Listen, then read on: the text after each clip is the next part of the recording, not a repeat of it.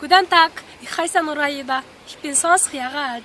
Ich möchte über mich kurz erzählen.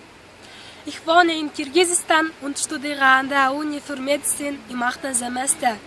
Ich habe viele Hobbys, zum Beispiel Reisen, Sport machen, Schwimmen und Radfahren, weil diese Sachen für mich gesund sind.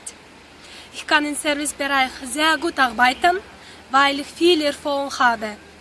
Früher habe ich als Verkäuferin und Kellnerin, Kassiererin gearbeitet und jetzt in jedem Wochenende arbeite ich als Kellnerin.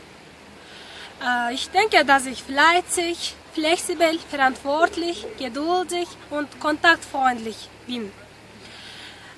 Also, ich liebe Fremdsprache lernen. Ich spreche Russisch, Türkisch, Kirgisisch perfekt, ein bisschen Englisch und natürlich Deutsch. In diesem Jahr möchte ich meine Sommerferien in Deutschland mit nützlich verbringen.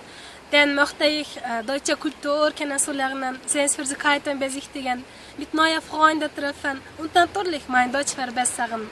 Danke schon für die Aufmerksamkeit. Auf Wiedersehen!